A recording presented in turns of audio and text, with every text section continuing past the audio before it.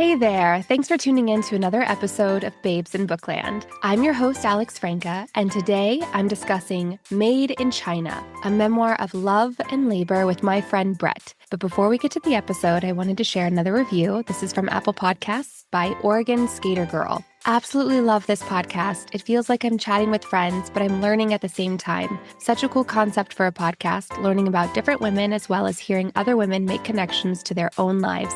Highly recommend. Thanks, Oregon Skate Girl. Let's get to this week's episode.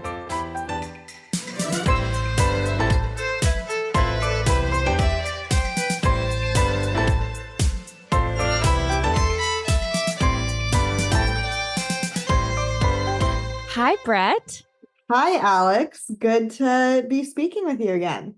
Thank you so much for coming back on. What did you think of Made in China, a memoir of love and labor by Anna Chu? I found it interesting and easy to read, and it definitely evoked emotion and thought. I know we'll get to it, but this one didn't have a firm ending. I feel like still a lot more to her life to go. So hopefully there will be a follow-up someday. Yeah, I completely agree. Brett, when I first suggested this book to you, I thought that we were going to get into a book that was more about a young girl's story who was forced to work in an American sweatshop, and we dive into the horrors of fast fashion. And while this book does touch on Anna's working at the sweatshop, it was for only about 4 or 5 months. The memoir is mostly about her extremely complicated and abusive relationship with her mother and her journey navigating life as a Chinese immigrant, as the daughter of a Chinese immigrant. Brett, you finished this book before I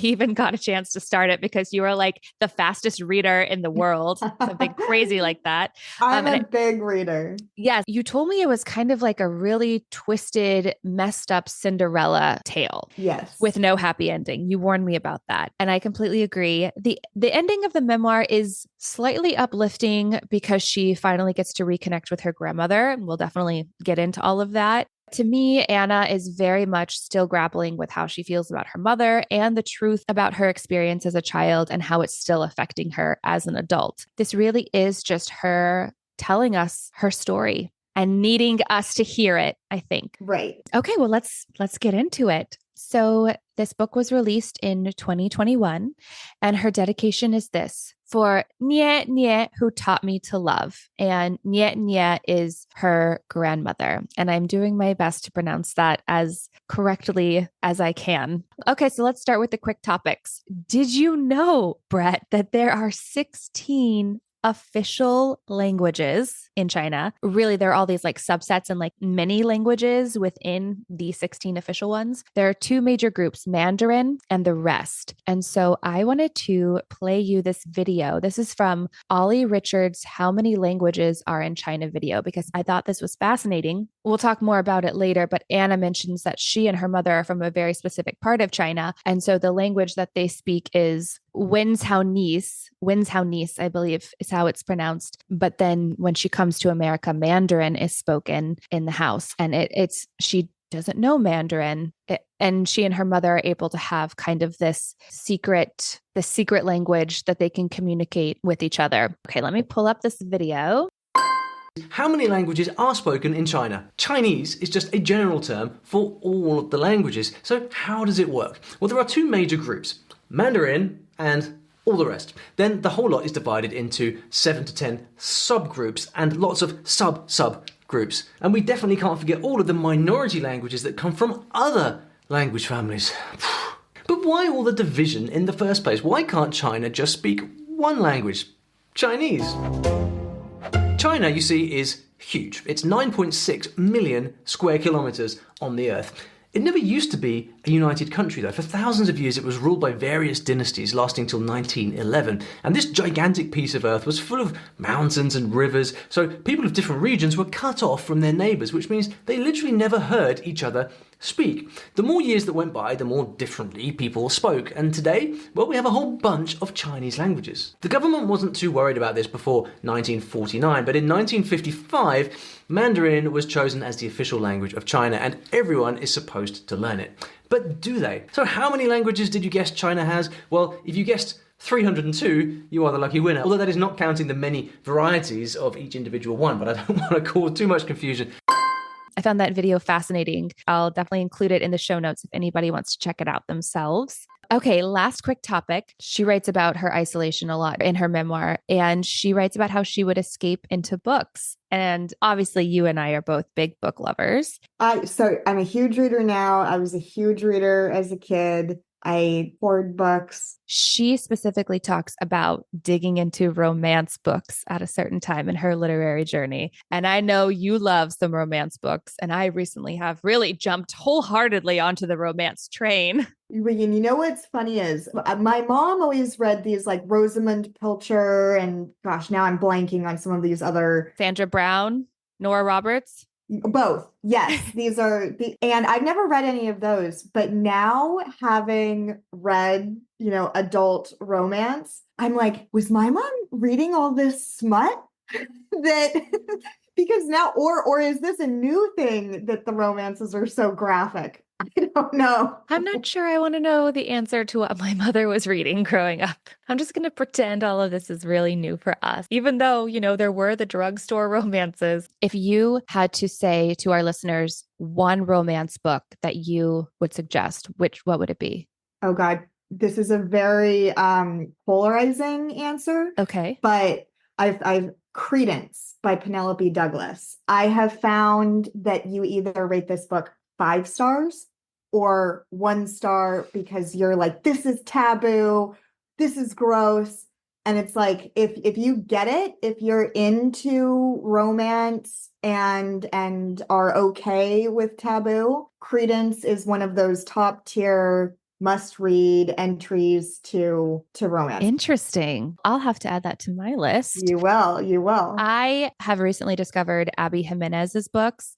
Love her. I adore her. She's so funny. And then my favorite Christina Lauren series is the DNA Duo series. Okay. Well, I'm glad that we were able to get some levity going because now we both know that Anna's memoir is a heartbreaking story, and we're going to dive deeper into it now. I wanted to start with just a little bit of history on sweatshops and American factories. Anna gives a really detailed and well-researched history in the book, which feels a little out of place, but I honestly really appreciated it. And obviously it meant a lot to her that the readers understood how sweatshops were formed in America and why they became such an important and integral part of her story. Here's a little bit of that history. This is all from Anna's book. The factory system was first adopted by the British at the beginning of the Industrial Revolution. It came to America by the way of mills and appealed to young, unskilled women. They were called mill girls. In the early 1820s, mill girls were mostly unmarried daughters of New England farmers looking for an opportunity to be free of their fathers and husbands, have a little independence. They moved into boarding houses that emphasized education, and it was a safe option. During the Depression of the 1830s, their wages were reduced by 15%, so they walked out for fairer wages. But this led to opportunities for Irish and Italian immigrants. Later, a union formed, but then strikes for better wages or work environments allowed opportunities for Polish, Chinese, and Mexican immigrants eager to work and allowed the factories to continue operating. So you see the cycle that's happening as people left to seek better jobs or as people tried to strike or unionize to enhance working conditions. New immigrants just took their place. People who spoke no English or because of their undocumented status could not gather or unionize and could not afford to attract attention.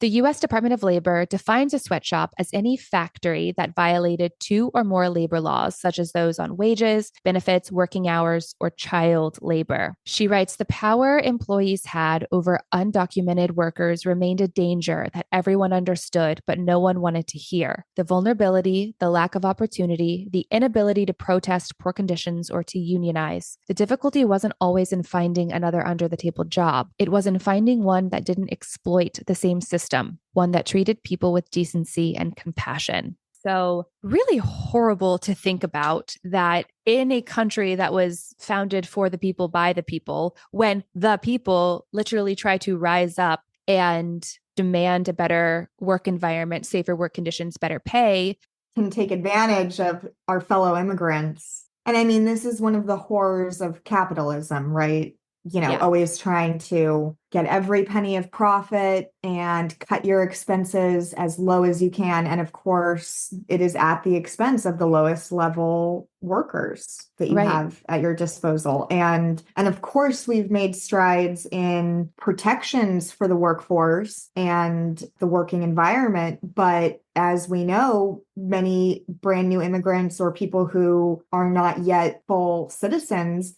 don't benefit from these protections, and they have to do whatever they can to survive. They're vulnerable to the system and they're exploited because of it, because the opportunity that America promises is still a better opportunity than they were having back home. Right. And it's sad that as consumers, even when these things are made public, like the brand Shein and several others, and people still buy them shamelessly. Mm-hmm. It's like, if it doesn't start with us, where is it ever going to end? It is more expensive to shop a sustainable brand that's made in the US that has full disclosure of the way that they treat their workers and the entire process. But I would rather have less clothing that, to me, like, I can buy with a clean conscience than more clothing. And the older I get to, the less that I care about trends. Like, I understand that, and at certain phases of your life, like, it feels really important to be trendy and you also aren't making that much money. And so you go to the Forever 21s, but it also feels like the quality of some of these garments is not good. It's not good. And I'm tired of buying something. Like, I have this really cute dress that I bought from Zara. I wore it twice and the zipper is already stuck. And so now I have to go replace the zipper on this $60 dress. It wasn't cheap. It feels like quality has gone down of everything. It short of, and perhaps even including some of the highest luxury brands, quality is not what it used to be. But yeah, I mean, I have Lucky Brand jeans and Doc Martens and Gap overalls and things like that I wore back then. Kate Spade bags, which of course are a different quality now than they were. I think I've bought only a handful of items ever from the combination of like H&M, Forever 21, those type of places. And the seams fall apart. They get holes in them. They feel differently after washing them.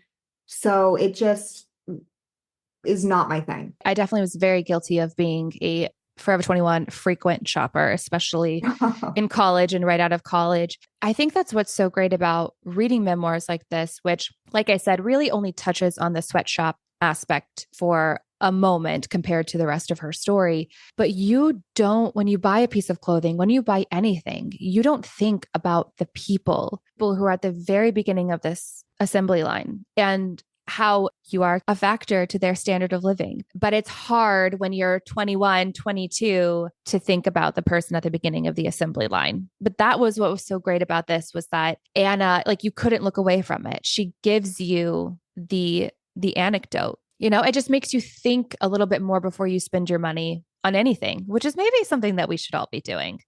Right. And I mean, I don't know if you were an American Girl doll collector or I was reader. I was not. Oh gosh, I love them. But so I grew up reading the American Girl doll books, and I remember Samantha's story introduced you to a character. I think her name was Nell or something, but she worked in a factory. They were set in like 1904, so it's post-industrial revolution, but you learn about the horrors of some of these factories, and girls having to cut their hair short because their hair would get caught in a loom and their entire scalp ripped off. Things that, I mean, there are, so that was one very graphic story. That's a very early age for you to be introduced to that too. I'm not saying that's a bad thing. It's maybe that is something that subconsciously is why you shy away from fast fashion, and why you just kind of realize at a young age that there are people behind all of these articles of clothing and behind all of this stuff that we just purchase without a thought.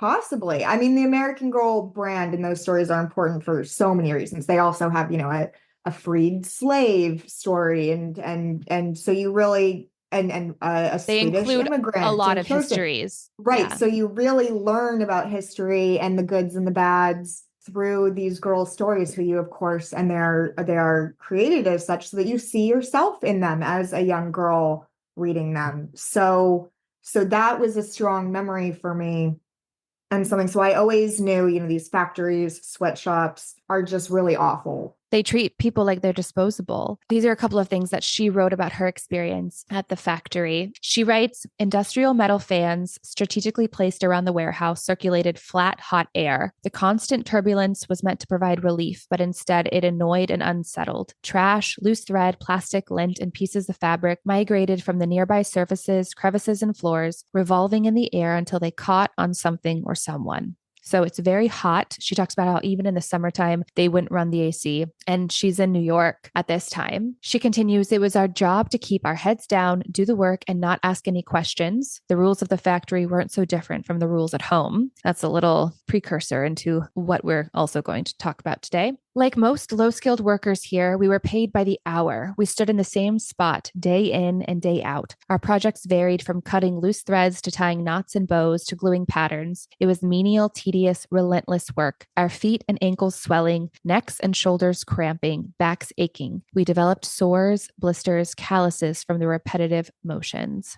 Many of us even know who stand and are doing laundry or dishes or things like that for hardly an extended period of time. Know the pains that come of standing in one spot or doing a repeated movement too much. We're not made for that. We're made for dynamic movement and lots of changes. Do you remember that story a few years ago? The person who discovered like a note stuck into their purse or something, and it was from a woman working at a factory in an Asian country. And she was basically begging for help and saying, please, I'm treated like nothing. Hey guys, Alex popping in here. I didn't quite get it right. The note wasn't from a factory worker. It was actually from an inmate in China's Yingshan prison. I found an awesome article on Vox.com that I will link in the show notes titled, You Buy a Purse at Walmart. There's a note inside from a, quote, Chinese prisoner, end quote, now what? Tracing a mysterious message across the world to understand how what we buy is made. And the reporter actually went into investigative journalistic mode and determined whether this note was from a real worker at a prison or not. This is what the note said. It's translated from Mandarin Chinese. Inmates in China's Yingshan prison work 14 hours a day and are not allowed to rest at noon. We have to work overtime until midnight. People are beaten for not finishing their work. There's no salt and oil in our meals. The boss pays 2,000 yuan every month for the prison to offer better food, but the food is all consumed by the prison guards. Sick inmates have to pay for their own pills. Prisons in China cannot be compared to prisons in the United States. Horse, cow, goat, pig, dog. Christelle Wallace is the woman who found this paper folded up at the bottom of a purse that she purchased in an Arizona Walmart. Okay, back to the episode. So yeah, just reading this part, it was really eye-opening to me. I think it's really important that we think about the people who are tasked with creating these things that we so easily are out of sight, out of mind, right? Yeah. But here it is. It's in sight, and that's why I really think that's why it's so important just to hear other people's stories. It just opens your eyes, helps you gain perspective. And I think it really does lead, most of the time, it leads you down a path of more compassion and empathy. At least that's my hope.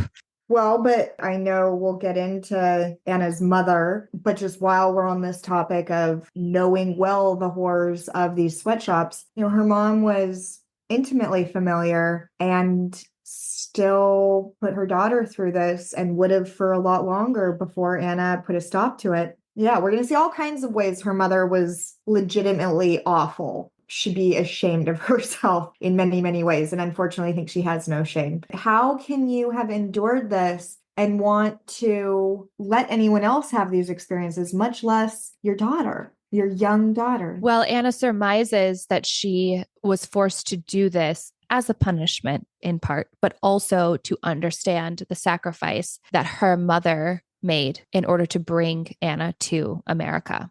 So her mom just believes in perpetuating the vicious cycle. I don't even know if it's as simple as she believes in it as much as, like, in order to believe in perpetuating the cycle, you have to acknowledge that the cycle exists. And I don't even think she has the self-awareness to realize that, like, she's passing on generational trauma, True. if that makes sense.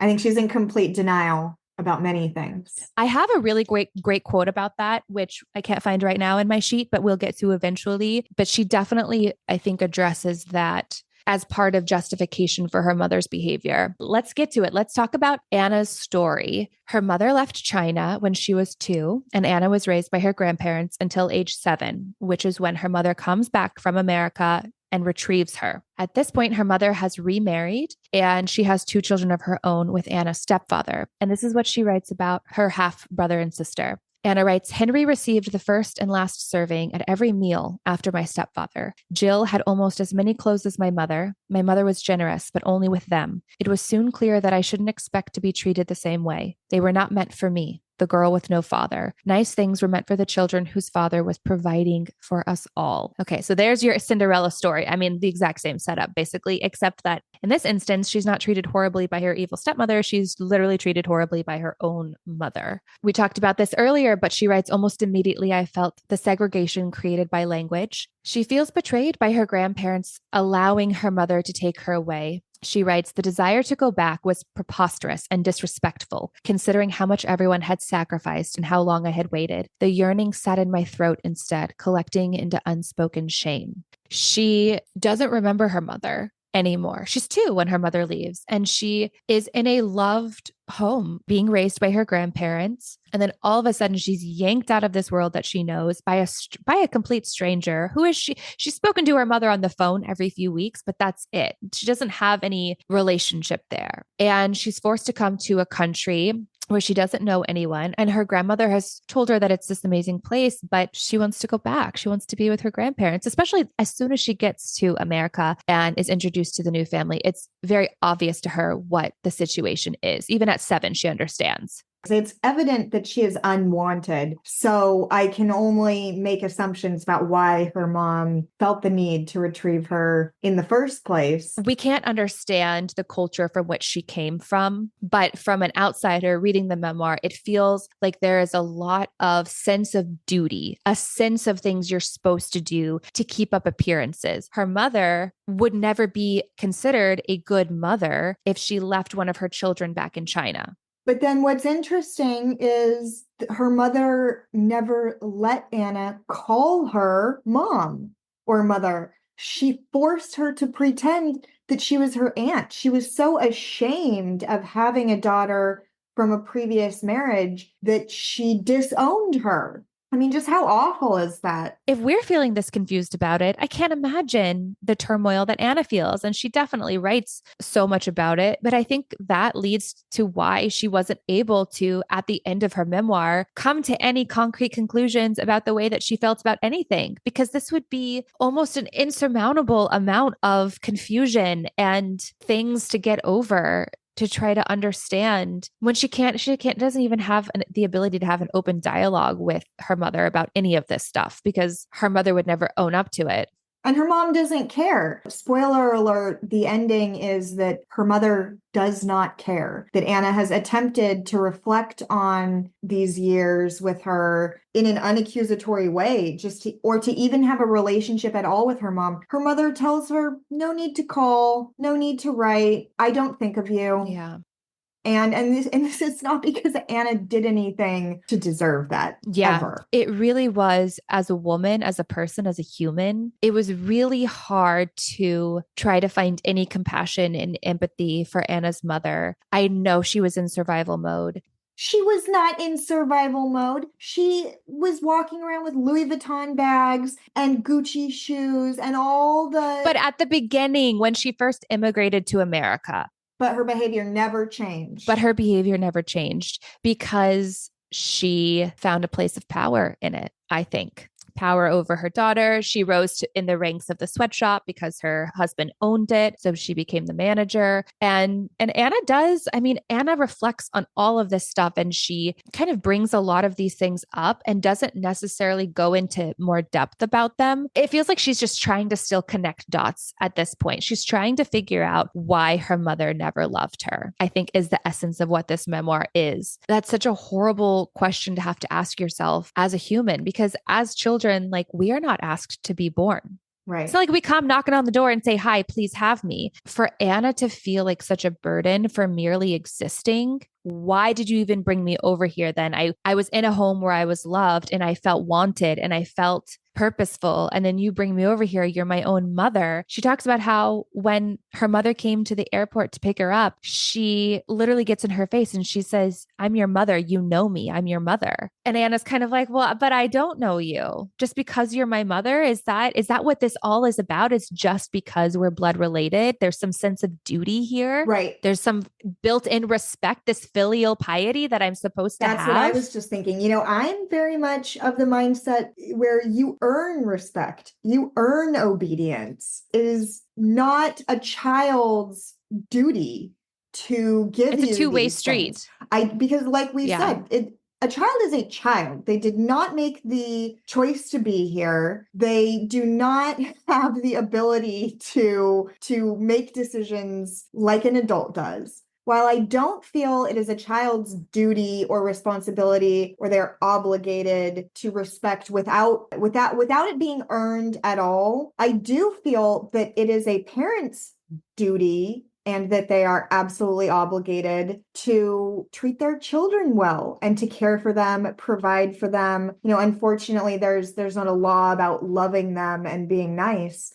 There is a moral obligation to, but I disagree with this idea of filial piety where regardless of how you are treated, regardless of your circumstances, a child is obligated and it is their primary duty to respect, obey, and care for one's parents. No. Yeah, I completely agree with you. So Anna finds herself in America feeling very separated from this new family. In America, she had to be a quiet, clean little girl. She writes, girls did not fight with boys. Girls did not get dirty. Girls did not run and fall. Girls did not get angry. Children were to move when told, speak only when spoken to, and always, always be obedient. Did you feel like as a girl from a very young age, you recognized that you were held to a different expectation than boys did when it came to levels of obedience or levels of being quiet? Not as a child, but later as a teenager and an adult, yes.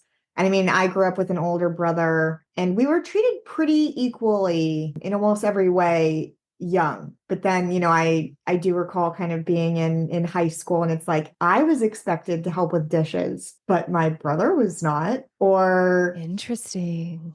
I would kind of be shut down from chit-chatting or talking, too much about certain topics or any topic. Whereas it's like, well, no one ever tells Brady to hush or be quiet. So I did start to notice things later in life, but not as a child. How does that make you feel now? Kind of thinking about that. There's of course lingering resentment. And I had a good childhood and have a fairly functional family, but no, I think we've had like 2 or 3 family therapy sessions, a little bit for the hell of it in our life. That is really cool. Yeah, it was interesting. But so, these things will be brought up and of course people all remember things differently or my parents will like call bullshit and say that that's absolutely not true. So I bring things up now. We're adults now, but my brother and I will both be home for something and I'll be told to help with the dishes and they're like, well, what about him? So they come up, but it's nothing to the extent that Anna experienced. And that I'm sure many women, before us, but I do think some of these biases do still exist and are very real. And I think they will continue to and hopefully eventually change. I think it starts with us. It's how we encourage our children to rebel against some of these unnecessary standards that are placed on them and advocate for them if we need to. Yes. And catching ourselves when some of these subconscious biases happen. You're right. You have to catch them. You have to recognize when you're doing something because that's the way maybe you've always seen it done and it never occurred to you to stop and think about what it means on a bigger scale. Right. So speaking of advocacy, Anna writes that she was battling ignorance from both directions at school. If I said I didn't know how to do the homework, the teacher's response would always be the same: ask an adult at home. My parents didn't understand why children were treated as such precious beings and had no idea why there were so many parent-teacher conferences, etc. Don't they work? My mother demanded, as the teacher seemed unable to understand that my parents put in 10 to 14-hour days and couldn't get out of work to meet them. It's about priorities, right? Well, yeah, and my heart just broke for her because her mother, it's about two completely different lifestyles and cultures clashing, right? The one that Anna's mother is bringing from China and the sacrifice and the struggle that she had being in survival mode, and her husband being Taiwanese. And then the one that Anna is thrust into in America, where they don't understand why your parents can't come to the parent teacher conference. Oh, it's because my mother and father are immigrants. And number one, they don't really care too much about me, but also like they're literally working. What are they supposed to do? They have to work to put food on the table for my half siblings, not so much for me, but still, you know. Yeah, no, I mean, it's very true. Something that is positive and helpful to your children, like taking that hour to go to a parent teacher conference or helping her fit in with families and peers at school, helping your daughter have a sense of community. Perhaps these things were not her custom, but these are positive things. So I think it was more a situation of she just didn't care. I wonder if she did these things for her other children, who were younger than Anna. For Jill and Henry, that's a really interesting question. Anna is the oldest by quite a bit. So she does talk about kind of being the one to go down this uncharted path and sort of like lay the foundation for it. But that is really interesting. I would like to know that answer. My gut is telling me, yeah, she did. Yeah. And we come to find later that she herself had, I believe, just a sixth grade education. And so we're about to get to this point, but Anna eventually becomes the maid in continuing the Cinderella story. Yeah. The Cinderella metaphor.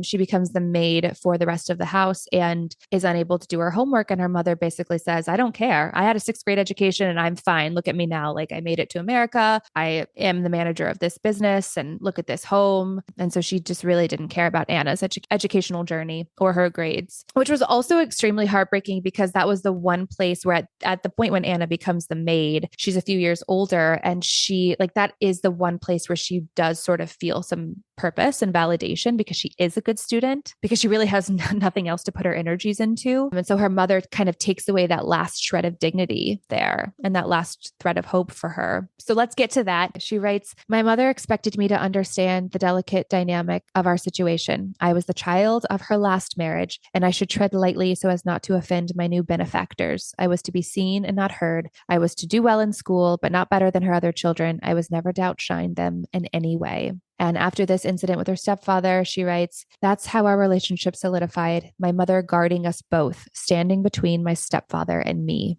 just keeping Anna more and more isolated from her family unit. Okay, so now we're into the part where she becomes the maid. She writes, at the age of 13, every morning before I left for school, I reported to my mother for an extra list of chores. Wax the couch, Windex the windows and mirrors, scrub the deck, wash out the trash cans, dust the blinds, organize my half-siblings' books and toys. Helping out at home soon became Yingai Di, expected. According to my mother, I was old enough that we no longer needed a maid. She didn't want to hear excuses. This was at age 13. 13. And I'm sorry, but who the hell is making their child wash out the trash cans like every day and wax the couch? I mean, some of these chores are really like above and beyond. Reaching for her to just do labor. It does feel evil at this point. It feels purposefully evil. Abusive.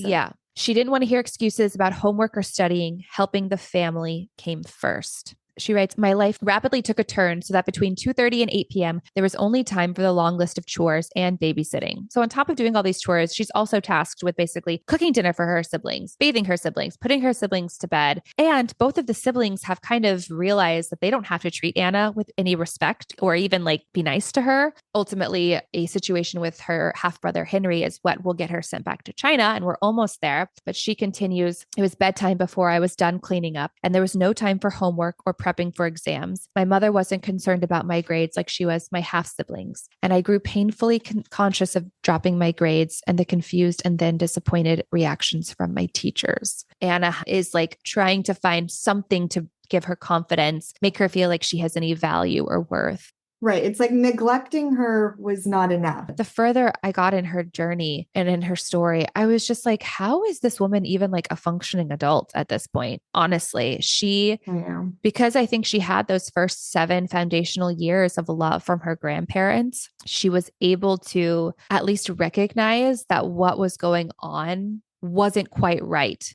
So she's falling behind at school. She's not happy with that. So she attempts to stay up late one night to study, and her mother catches her. And it is like her mother has caught her having sex with 15 people in the house while they're all getting high on like crack. The way that her mother reacts, this woman's reactions to things are just so off kilter. It was really, as a reader, as an outsider, it was really discombobulating. I can't imagine what it was like for Anna. And her mother is just like berating her, and she smacks Anna, and Anna smacks her back. And that was a huge mistake, because the next day her mother hands her a one-way ticket back to China. And it's basically like, you don't deserve to be here with us. You're a horrible person and a horrible child. So she's sent back to China, and she lives with the family of one of the workers at the sweatshop, because being sent back to China to live with her grandparents would have been a reward to Anna, probably a welcome reward. There she has to attend a boarding school. And she also writes about how when she's in China, her relationship with her mother feels better because of the distance, and that they kind of only speak on the phone, and it's for very limited periods of time. Like, it must be so hard for Anna to not get the answers to these questions, and to accept that, because that's really what she's never going to get the answers to these questions. No. Why her mother behaved this way. No, and she'll never have justice. And I mean, that was an unfortunate theme of the book, was, that as an American, we believe in justice. Yeah. And like, there's a quote where she says, "I was going to get my justice. It was rightfully mine. How American of me." And she doesn't, and she just has to cope with that and frankly, and just move on. And that will get to her adult life, but that becomes a recurring theme, that she experiences an injustice and there is no recourse. It will only do a further disservice to her to dwell on it. So she's left with really only the option of just moving on. No closure, just moving on. And that's kind of the way the book as a whole is. There's no closure in this book. You just have to move on. There's no closure. It just ends, and you move on, and she's still going. And sometimes that is the truth of life, but we can still have feelings about it. And again, it's like usually not helpful to dwell on those negative feelings. It won't serve us, but things are real. Experiences are real, feelings are real, and at least we're out here sharing these feelings with her, and there's something to be said for that. Yeah, my hope for her is that through writing her memoir and it being published and it being read by people all over the world, maybe, that she just feels like her existence is valid and that she matters and her story matters. Because that, to me, at the end of this is like, she's left questioning her own perception of reality with the way that this all plays out in the end. So let's just continue, because I feel like we're dropping all these little breadcrumbs and people are like, what's gonna happen? So while she's at this boarding school, she develops a flirty relationship with this boy, and it's like very sweet in that teenage puppy love kind of way. He kisses her on her forehead, and that's like her first kiss. And somehow she ends up getting in trouble for it, and she gets kicked out of the boarding school. And it just kind of furthers her mother's internal narrative that this is a problem child and that she deserves the treatment she gives her. Yeah. So she's brought back to America, and nobody's there to pick her up. She's in 8th grade now. She's like 13, 14. Nobody's there to pick her up at JFK. She calls her mother. She like rummages around for change, calls her mother, and her mom's like, "Oh, we're at dinner. I'm not leaving to get you." And Anna's like, "Okay." She's so desperate for her mother's love and affection. I think that there's a part of her at this point that still feels like there's something she can change to garner that love and respect. As the readers, we're like, it's not you, Anna, it's your mom. But, she's 13. Like, she just wants to be loved by her mom, and she hopes that it's still possible. She writes, "I returned to a family who were closer to one another and more distant from me. I was no longer an outsider, but an intruder. My mother's hostility was newly motivated, and her fury ran deep. Every word dripped with resentment and venom. I was a child forced on her. In hindsight, the natural next step was to put me to work at the factory. So just like that, my life changed once more." So she starts working at the sweatshop factory. Like you said, her mother mother tells her not to call her mommy there. She's to refer to her as auntie. And Anna writes this: I hated her almost as much as I hated my dependence on her. I hated that I couldn't help asking, that I wanted to go home with her after all the ways she tried to shake me off. Yeah, I don't know. I guess it was heartbreaking throughout the book how often Anna would write about how she just wanted her mom to love her. It was just that simple.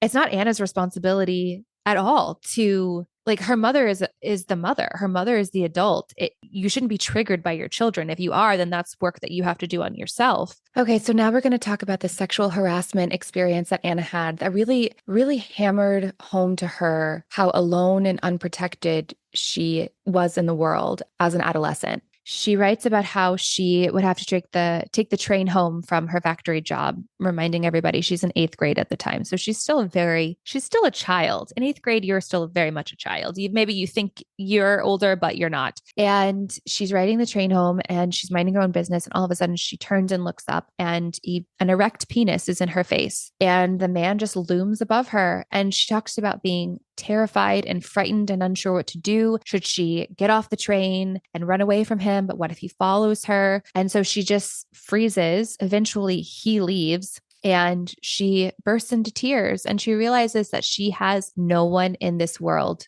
to protect her. And this story was especially interesting to me because I had a very similar experience. And what? Yeah, and my reaction to it was very different than hers. I got to know the LA bus system briefly, and I loved it. I thought it was brilliant that, you could jump on for $1.25 and go all the way downtown or to the beach, and that they were convenient bus stops.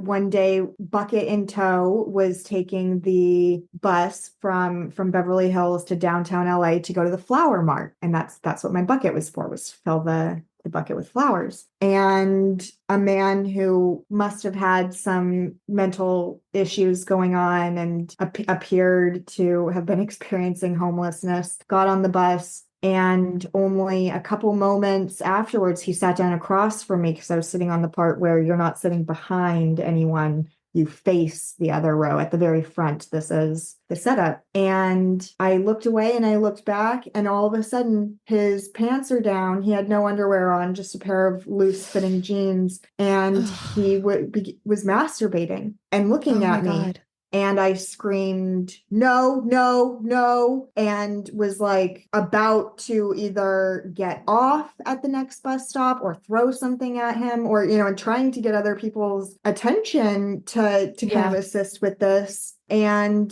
within a few moments, he put it away. And at the next stop, he just got off. But nobody else said or did anything. The bus driver did not do anything. I found it very interesting and, it was very memorable. And I did take the bus a couple of times after, but I was always prepared for that type of thing mentally. And it was very troubling, and of course, still the recollection of it is, and it sprung right to mind when I read this in Anna's story. But what struck me as so different in the experience is, I responded vocally, and if it continued any longer than it did, I probably would have responded physically or asked someone for help or to do something. You would have been able to advocate for yourself. Yes. And granted, I was probably 22 or 23 at the time. So very different. I don't know how I would have responded had I been in high school at the time. But I have always been vocal. But I think since Anna wasn't given a voice and since so frequently in her life, it was reinforced that she should not advocate for herself. It is no surprise that she kind of just took the harassment and abuse and yet again had to just move on. She had to internalize it herself. And she was so young. And that was probably the first time she had seen a penis. That would be horrible. And the fact that nobody came to her rescue, people saw what was going on. There's no way they didn't. Yeah, it was a crowded bus. It was not only me and this man on there or only me and this man nearby. Yeah.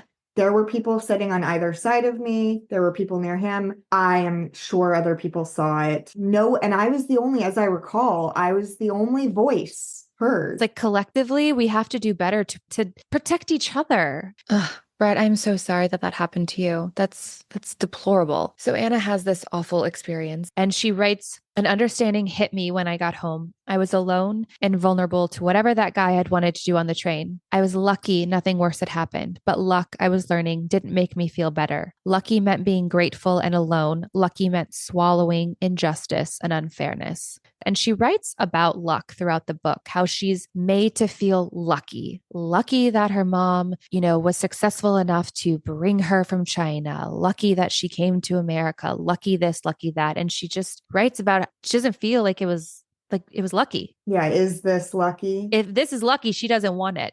And things can always be worse, of course, Yeah. but it's still bad. Bad and unacceptable are still real things. Yeah, I completely agree with you. I think that that's something that we all do.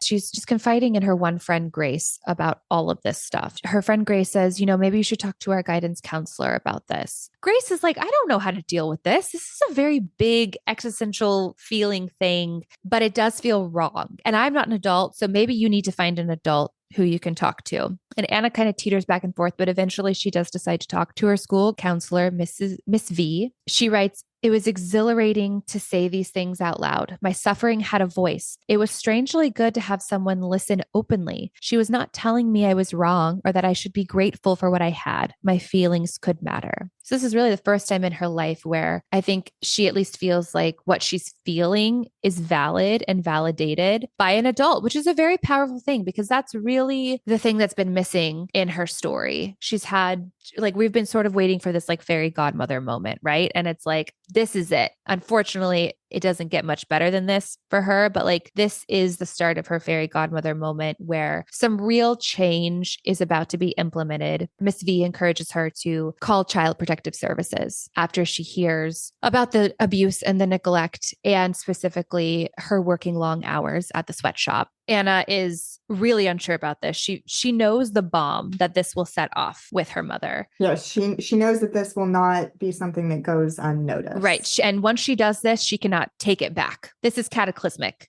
Yeah. But she does. She really feels like she has no other options. And somebody is finally giving her a way to advocate for herself. And she puts her own needs above the needs of her mother and her family, even though it is terrifying to her. And she does realize that ultimately there will be a consequence. And I was so glad when she did this. Yeah.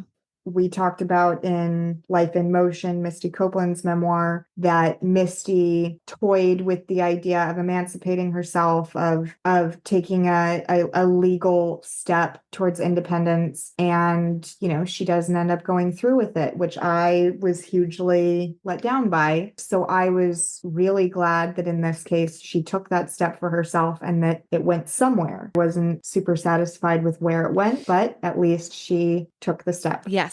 So child services is called. Anna's mother basically is told that someone's going to come down to the factory. The jig is up and she berates Anna and basically says, are you proud of yourself? Do you think I'm afraid of you? All of these extremely inappropriate, oddly competitive things. It just felt so full of contempt. And also, who asks their child, do you think I'm afraid of you? It was a really weird, power struggle that was happening. I think Anna's mother at that point realized that there was a strength in Anna that she wasn't able to beat out of her. It completely took her by surprise that Anna was able to even gain the knowledge on how to do this, but then be able to follow through and actually do it. Because this is something that really could have gotten Anna's mom into a lot of trouble. Ultimately, it did not, but it did lead to a positive shift for Anna.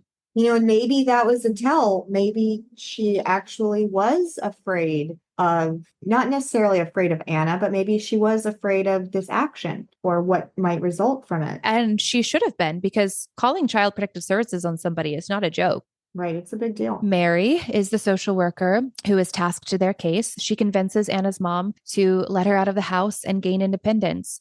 Anna stops working at the sweatshop. She ends up getting a job at a dentist office. She opens her own bank account. Mary couldn't force Anna's mom to love her, but she did help them have less conflict. She writes, My standard of living had helped with Mary's helpful interventions. She tempered my mother's rage, convinced her to wait before reacting, and gave us the distance we needed to soothe her resentments. She stood between us, a mediator. It feels like Mary was able to, she spoke the language, so she was able to understand and come from the same cultural perspective, but also offer resources. And it really feels like, I was honestly shocked at how easily it seemed that Anna's mother made these changes. It was almost like once she found somebody that she respected who said, hey, actually, like, you should just kind of do it this way and things will be easier for you. Anna's mother was like, okay, yeah, fine.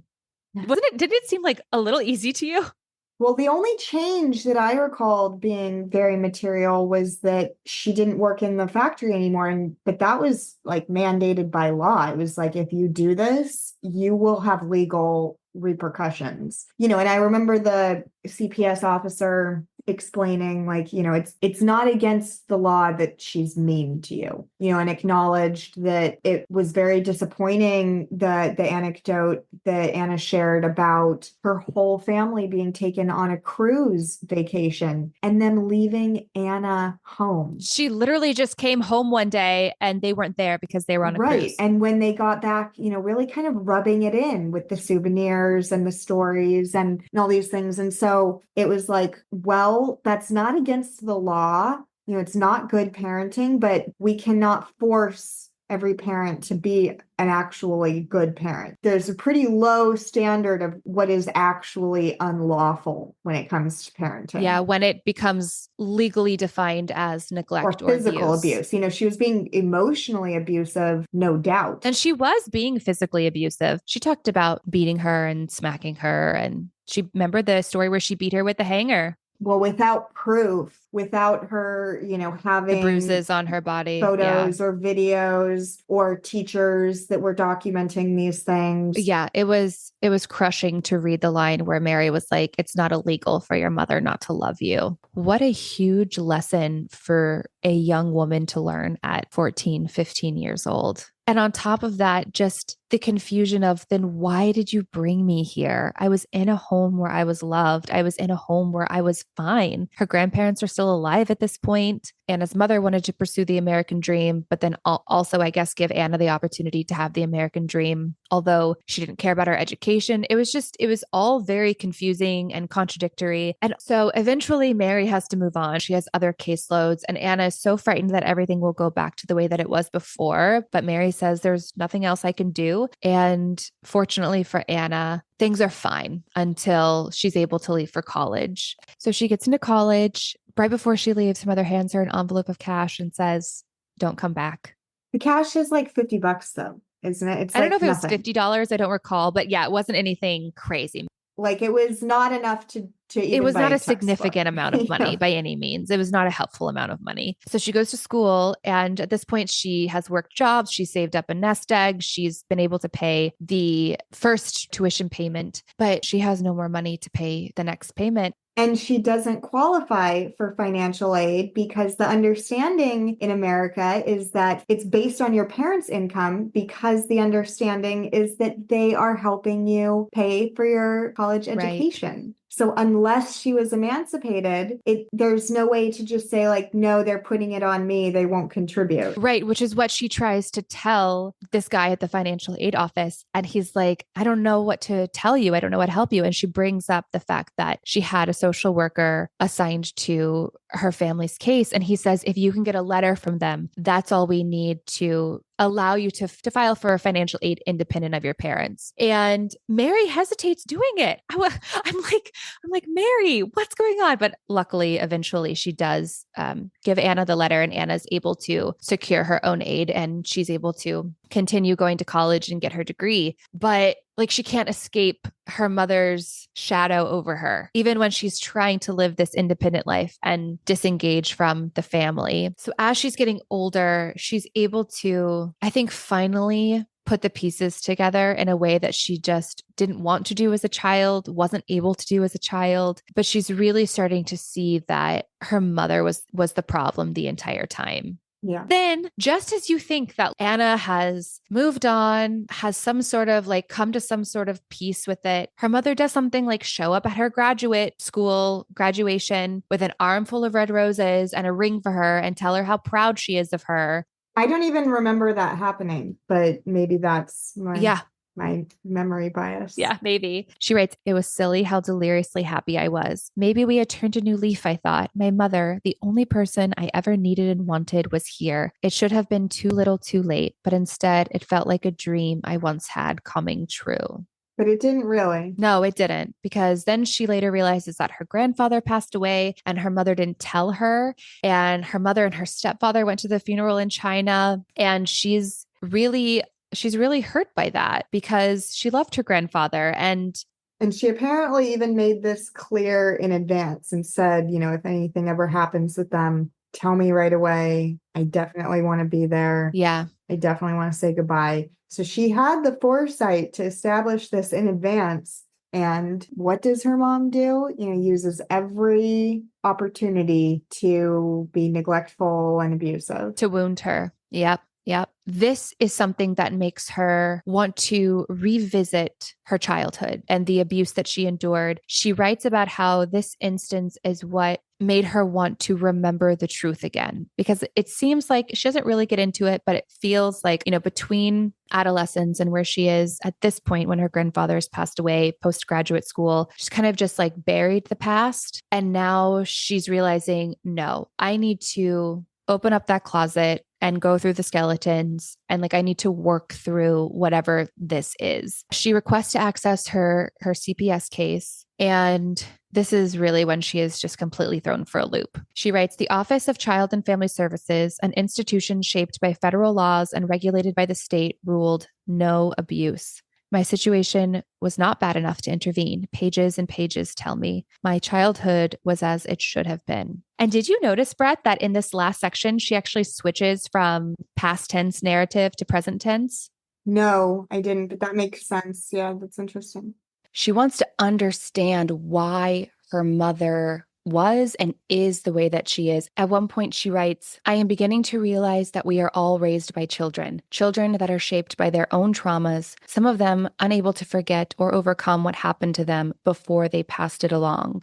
She's mature enough to know that her mother is the way she is because of her own circumstances. But for me personally, I feel like just because you can understand why someone is the way that they are doesn't make it easier for you to coexist with them or have a relationship with them in your own life. And she reflects on this. She writes, "How does one change their relationship with their mother? How does the child guide the relationship away from how it has always been? I want a better dynamic, but I'm at a loss. All I have is the idea of the mother I wanted her to be. There were the expectations I always imposed on her and the expectations that she had on me, and I didn't know how to break through that barrier."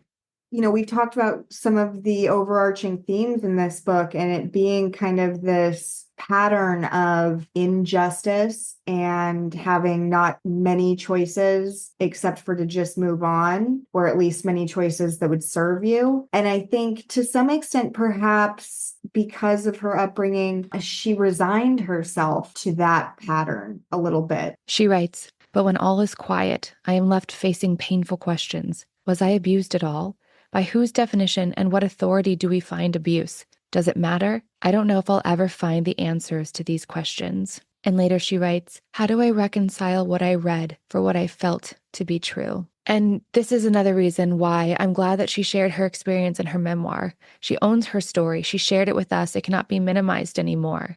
Well, hopefully she'll listen to this podcast because yes, Anna, you were abused. Yes, and nothing will ever make that okay. I think she needs her mother's acknowledgement of her shitty behavior, and that's putting it lightly, and Anna may never get that. So what now?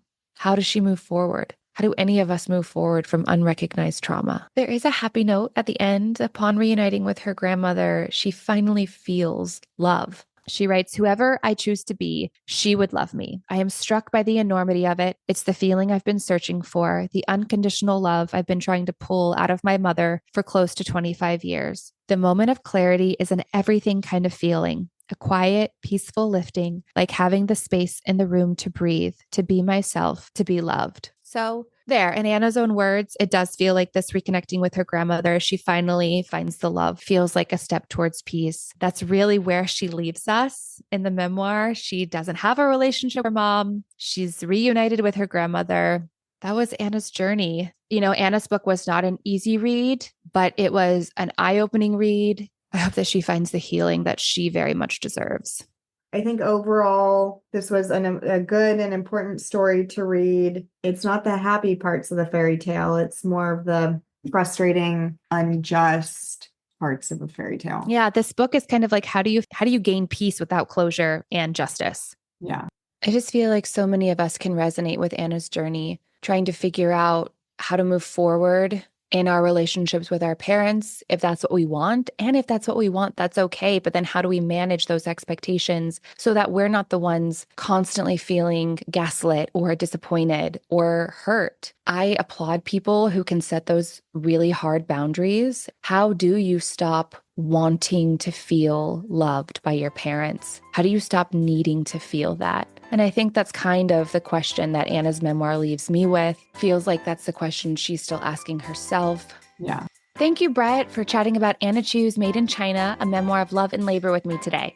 Thank you for having me. Of course. I love our chats, and I can't wait to have you back on soon. Absolutely. Bye, everybody. Bye.